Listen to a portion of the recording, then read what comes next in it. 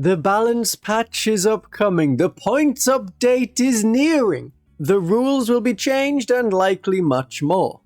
All of these are expected in the second or third week of December, but leaks are always a possibility.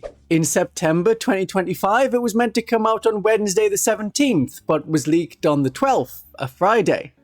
So the 10th or the 17th of December are the best bets as to when the next balance patch and points update will be out, but really anytime soon.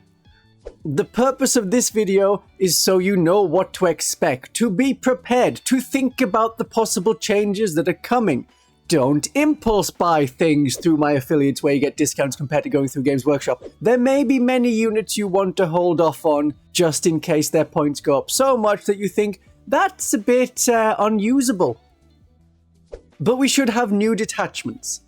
After the success of Grotmus in 2024, where every faction got a new detachment, Games Workshop had been releasing more every 3 months, starting from March.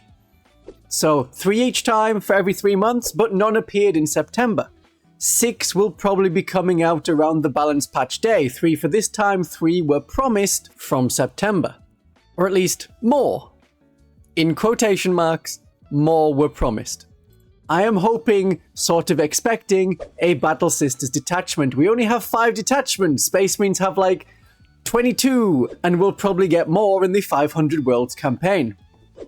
Sisters could do with a 6th detachment, not counting the Order Hereticus. This time there's no major tournament changes expected. Last time they dropped Challenger cards from the Tournament Advice Supplement Pack. But if you're not playing in a tournament, it's up to you how you play. You bought the cards, you may as well use them. They're kind of fun. We had a whole talk about this. Balance and points changes will be coming, but at the moment, balance is pretty good from what I've seen and played recently. A range of styles work. Horde armies, combined arms, mechanized, all vehicles. They're good. There's maybe an exception to it's all fine and balanced.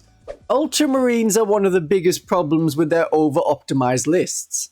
I was told that at a tournament near me, it had 5 of the 6 top places held by Ultramarines. The 3rd and 4th players, who were Ultramarines, only lost to other Ultramarine players in their final game. That suggests that Ultramarines are not in the best place. Victrix Guard, that's a new unit, and it's a bit strong. Not unbeatable, not unplayable against, but it's a bit strong. They're -1 to be wounded, as long as the unit has a character. They have a surge move if you kill one of them. And in the Gladius Task Force, a squad tactic stratagem can let you move closer so that you're in surge range after the enemy has completed their move. Or you can have Catus Sicarius in the squad that does the same thing. But I don't know if it's been a problem long enough for Games Workshop to care. Sometimes problems go away on their own with tweaks to other aspects. Not usually, but sometimes. And this is the unfortunate thing about points changes. Even if the meta is good, some codex or unit comes along and shifts things a little. One Ultramarine unit being overpowered means more Space Marine players.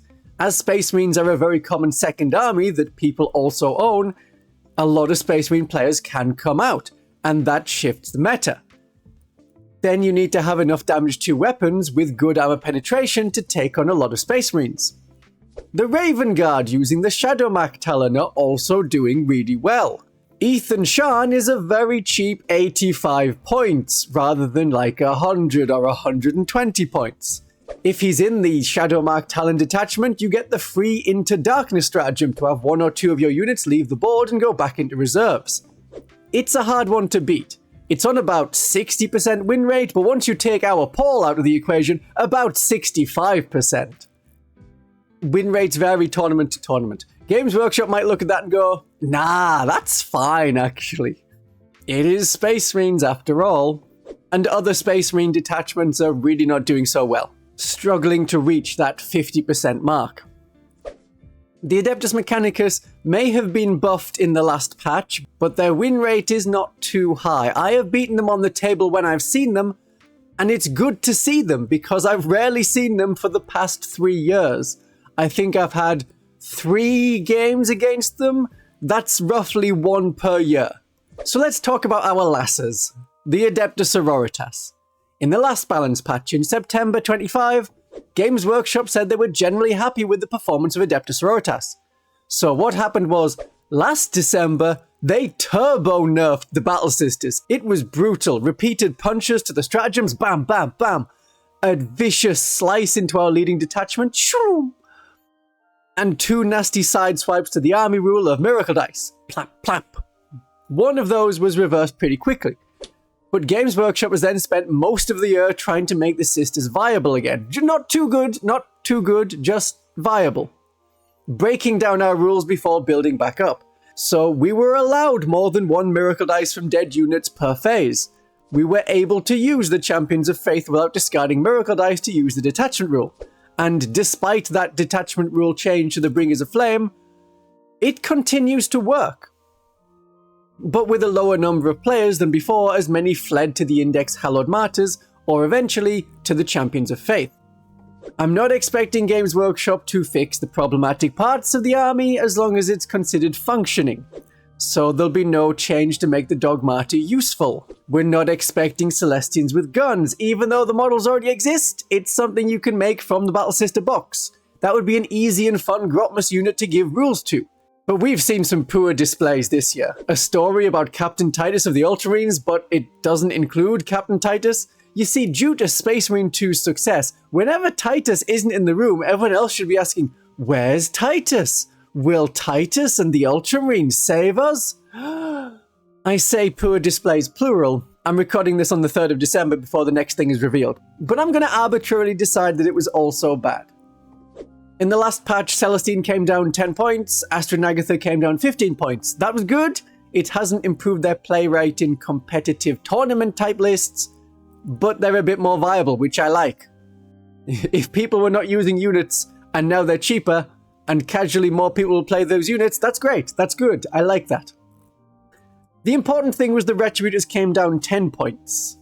They are now a very usable unit with a very usable points value. I think we may see a few points go up, maybe a couple points go down for the Sisters. I think the Canoness with Jump Pack is going to go up in points. Tournament lists have her very, very often. In the Hallowed Martyrs with Through Suffering Strength, which in the Index was the one you put on the Palatine, now you put it on the Canoness with Jump Pack. We also see Canonesses with Jump Packs as a lone character with maybe the Mantle of Ophelia or the Iron Surplus. And they can be annoying to get rid of, and they jump in the middle of a unit and slice their way through it. Or we may just see Through Suffering Strength, the enhancement, go up in points. It may have been since my interview with Tivy or because of it, but when we're talking about a Jump Canoness fighting on death with 10 attacks, +1 to hit, +1 to wound, strength 7 at damage 4 with devastating wounds, and then getting back up again to do it once more with 7 attacks and no devastating wounds at damage 4.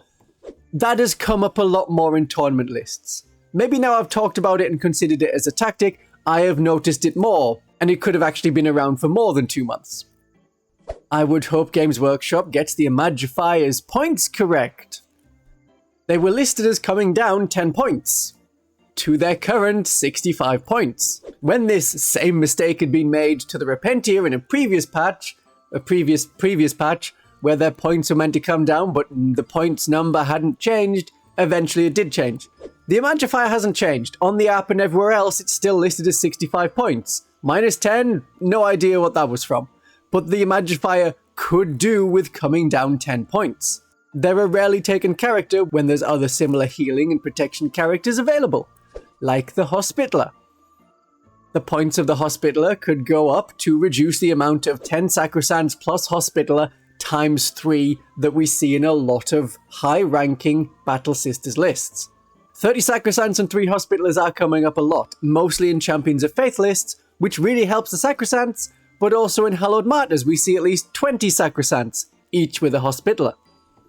So if the Imagifier and Hospitaller could swap points value, that'd be fine. Not for people who run 30 Sacrosants, but it would be fine, because you wouldn't want an Imagifier with the Sacrosants. You would get a 2+ save, but you already have the 4+ invulnerable save, so, probably not. And you don't really need the reroll to the miracle dice you get when the unit dies. But if you can't afford the medical staff for the Sacrosants, a Canoness is very good. I would recommend them as the character leading the Sacrosants. But if the Sacrosants are on the chopping block for the nerf hammer to hit, and the Ultramarines Victrix Guard, there could be some universal rules commentary change. Enemies only get the -1 to wound against them if the strength is higher than the toughness, like how it currently works on Aberrants.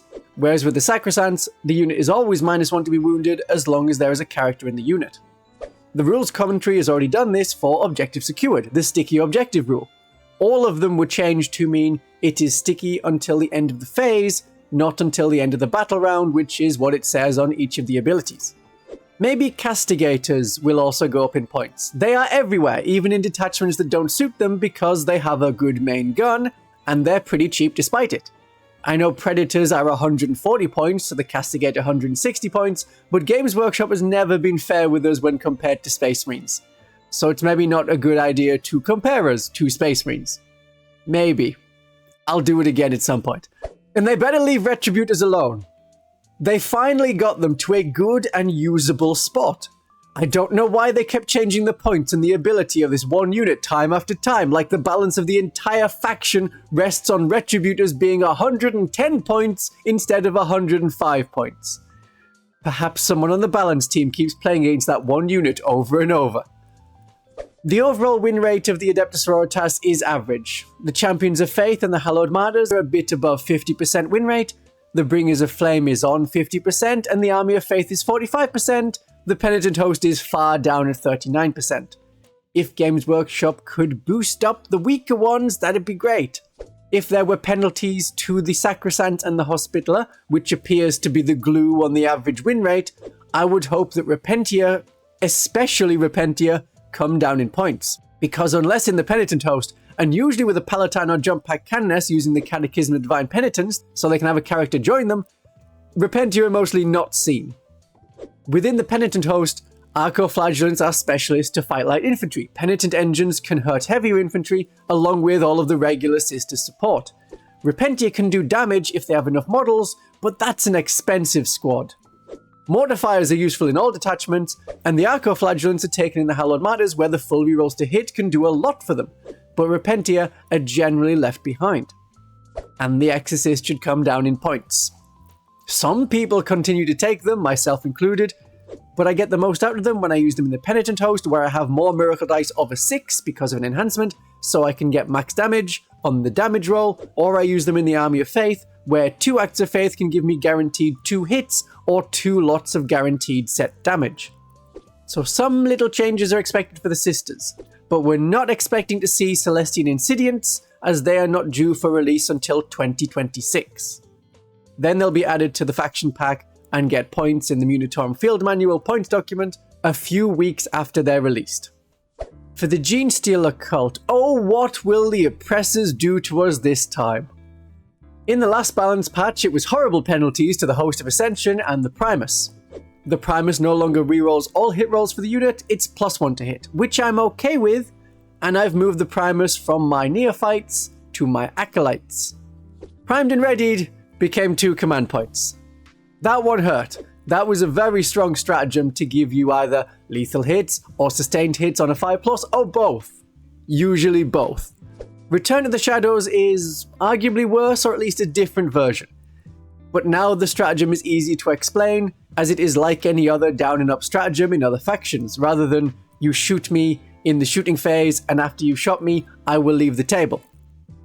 Last Christmas we got the finalized version of Cult Ambush, and it's been going rather well for the last year. I like it, I'm glad it's stuck, we've seen minor tweaks to the amount of resurgence points certain units cost, and that's fine. That's another points value Games Workshop can change. If the Genestealers were doing a bit too well as squads of 5, you can up the number of resurgence points they cost. Then you don't need to mess with the points values.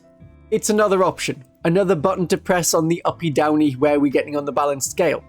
Last September, we didn't just get penalties, we got a lot of good things. There was a points drop on the Metamorphs. And the Primus, understandably, went down 10 points. The Abominant went down 10 points, which is good news for all big Hammer Lady enjoyers. 10 Genestealers went down from 150 to 140 points. 5 Aberrants went down to 4 Resurgence points. And we finally, after like 18 months, got some updates to the Outlander Claw and the Biosanctity Brood Surge so that we had some more usable stratagems. along shadowed trails and evasive vanguard became more generic. Any unit can use them, not just pure strain Genestealers or Atalan Jackals, and you can set up the new cult ambush marker anywhere on the battlefield. We're not shuffling it a few inches back. And the downtrodden rise from the Xenocreed congregation finally improved. It was still expensive at 2 command points, but you effectively deep strike rapid ingress, but you can end up 6 inches from enemy units. So that can be enough to have an Acolyte unit run on from a board edge and suddenly claim an objective. Or have metamorphs just outside of 6 inches, so that if they get shot, they can surge 6 inches. That's annoying for the enemy to have to deal with. I'm still expecting nothing changing for the Magos to make them really usable, and no fixes to the Benefictus' special ability. Ooh, once per game this one model can change their 5+ save to a 4+ save. Wow, that's so pointless. It's not worth the ink that was written into the codex that was then sent out to people. It's a weird thing and it seems like a mistake, but the Benefictus is fine in terms of las cannon brain and giving the unit lethal hits at range, so it gets left. Overall, generally, the Genestealer Cult are at about 51% win rate, which is good. My prediction was that the final day would become more popular and have an increased win rate from more good players using that detachment instead of Host of Ascension. Also, the Host of Ascension is not dead and would continue to do well, and it has. The play rate of the Host of Ascension is down. That happens when any detachment gets big nerfs, just like with the Bringers of Flame. But the tournament players who love it as a playstyle and make it work continue to make it work. While the average tournament player looking for the path of least resistance sees the resistance Games Workshop is putting on that detachment and switches. They either switch factions, or as many of you commented, you switch to the Biosanctic Brute Surge or Final Day if you have the Tyranid models. So most people are playing Biosanctic Brute Surge, but Final Day has the biggest win rate. And the player numbers of Final Day and Host of Ascension are similar. So that may come down to how many Tyranid units you have. Maybe don't buy more. Don't buy some Tyranid units just to use this detachment. If it's a good detachment, it's a rather difficult detachment to use.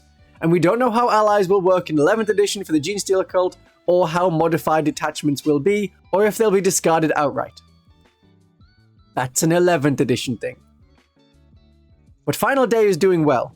You have good lone operatives from the Tyranids like Lictors, like Deathleaper, that's a good action man, and if destroyed, we can pop a +1 to hit, +1 to wound on the enemy that downed him.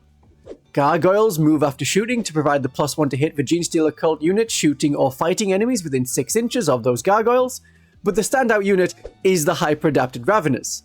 Free rapid ingress, and can rapid ingress even if other units already have. They're fast-moving and hard-hitting. They have anti-vehicle and anti-monster 5+, with twin-linked. There is a character in the unit, so we can avenge that unit. And if you use the detachment rule to eat some of your models, if you had a neophyte unit strung out that didn't take enough casualties so that you're able to get them out of combat using particular sneaky strategies, eat some of them. Then the Raveners get +1 to hit, and your neophyte unit is out of engagement range at the end of the movement phase. So they're not in engagement range in the shooting phase, so they're free to shoot more than pistols at the enemy that they started the turn in engagement range of. It's sneaky, but it works. There's a lot of shenanigans with the Final Day detachment. It has a higher win rate, but only like 400 players using it, according to the Goonhammer stats. So it's probably not worth nerfing any Genestealer Cult units over, and I hope for the Tyranid players' sake that the hyper-adapted Raveners don't go up in points on our account. I don't think I've ever seen an Imperial Guard unit go up in points because the Genestealer Cult were using them. For the Deathwatch, there's a range of Space Marine detachments from the Codex, which has led to a good performance, Librarius Conclave included, but the vast majority of people are using the Black Spear Task Force. 3 months ago, Games Workshop said we needed help in the meta and got some points drops. So 10 veterans were 10 points cheaper, the Fortis kill team came down 20 points, as did the Spectres kill team, that's the stealthy sniper one. The Talon Strike kill team, the Jump Pack kill team went down 15 points, and the Watchmaster came down by 10 points. The Fortis kill team is seeing play now, which is good, otherwise they were easily losing out to the Deathwatch veterans. The basic big hammer and shield kind of guys. And we are around 50% win rate, which is perfectly acceptable. What happens to the Adepta Astartes Deathwatch depends on changes to core Codex Space Marine units. If the Lieutenant with combi weapon goes up in points, that will be an inconvenience, and a slight points increase can throw off the whole list when you have so few units. The Decimus kill team is not seeing action. They have finally normalized the Decimus kill team datasheet on the app.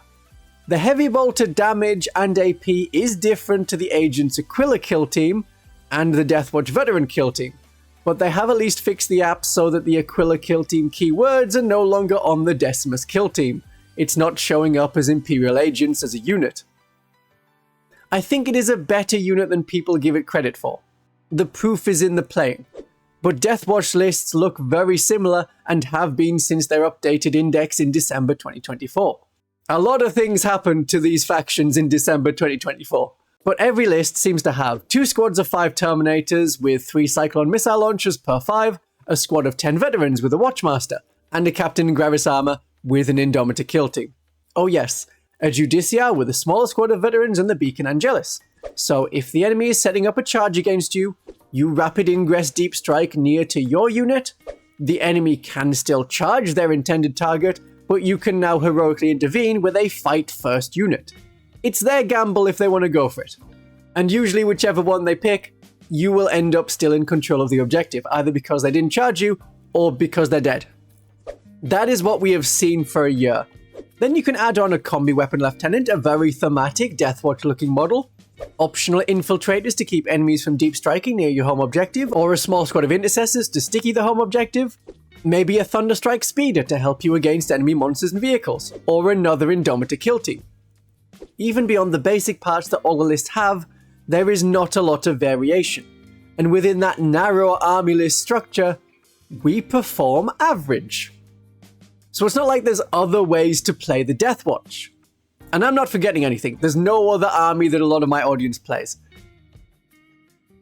Alright, this kid. And what do you want to ask Games Workshop for Christmas, little one? Father, why don't you love me? Please help, Father. My detachments. Oh, my detachments don't work. I'm so cold. If only I had an army rule to keep me warm. I don't even have an army rule, just these little stumps. Why won't you give me an army rule so I can walk? Compelling stuff. And we have back the Legends units that were missing from the last balance patch, so Kill Team Cassius, Inquisitor Karamazov, and everyone else has come back into the faction pack. The faction pack the Games Workshop did not correctly implement. Oh, there will be a list of videos in the pinned comment to look into so many of these things I've just casually mentioned. The assassins other than the Calidus Assassin are too expensive to see much use, and other units are about right within an Imperial Agent army. But any real anti-tank comes from Allied Knights. The army rule could be something about bringing down the biggest, nastiest heretics. Or an anti-character thing. I would also like an anti-character thing. Hey, we can have reroll hit rolls of 1 against character units. That's a basic thing. That's hunting witches and heretics and enemy war leaders. It works for assassins. And then when I roll a 1 on my Vindicare Assassin for the 8th time, I can reroll that hit roll without using a command point. I would like to see an expanding of the range in Grotmus, and it could just be, hey, you know, this unit that exists, you can also take them within an Imperial Agent army. Give us basic Inquisition Stormtroopers, like we used to have. They could be based off the Kazakin or Tempestus Scion models. We could have a Requisition Demon Rust tank, so that we could have a Vanquisher cannon or access to super heavies. That would help against enemy vehicles and monsters. And you wouldn't need to add another 500 points worth of infantry kill teams. Just one big tank. It's a great option for a detachment. Here's the Imperial Guard / Imperial Agents detachment, but the difficulty is going far enough with detachment rules and stratagems to make it feel like Imperial Agents requisitioning Imperial Guard forces, and not an Imperial Guard army with a few more agent units than normal. We have like 6 months left of 10th edition. It has felt really fast for 3 years. But let Imperial Agents become dominant in the meta, because it'd be funny! And because it lets Games Workshop sell all those extra overpriced kill team boxes. The army of kill teams. And then we can look forward to 11th edition and see about changing up some of the problems that 10th edition has in its core rules. My darlings and viewers, I will see you soon for the balance patch. Have a great day of 40k.